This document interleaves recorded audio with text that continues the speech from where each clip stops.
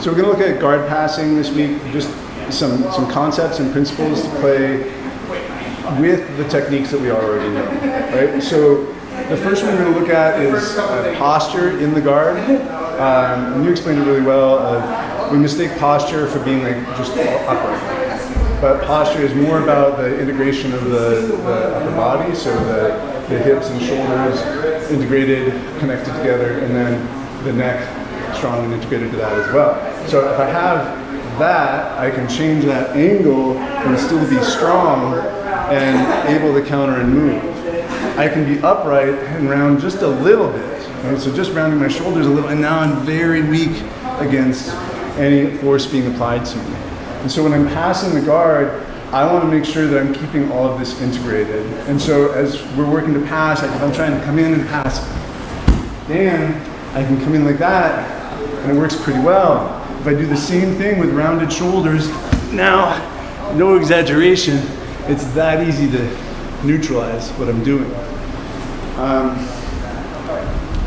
Even if if we're passing and he's framing and he's like successfully countering here, this is another point where I'll see people kind of like round down, and that I think is a problem as well, mostly because it lifts the hips, like they're no longer engaged, and so that creates a weak point there. Like, yeah, I'm applying my weight, but then he can attack my lower body, versus if I'm coming in here, now it's much harder for him to deal with that weight and neutralize it.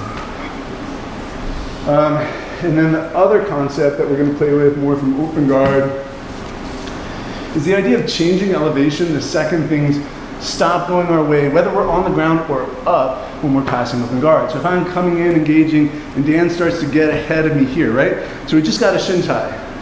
I can just drop down, and now I've neutralized the shin tie. Like it's still something, there's still something there, but I'm nowhere near as vulnerable to it as I was. And I can start thinking about using this position against him, potentially knee slicing, etc.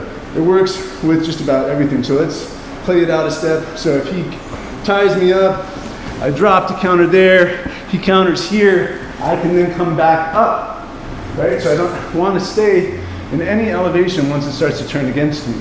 And I want to be able to toggle between those pretty fluidly and evenly.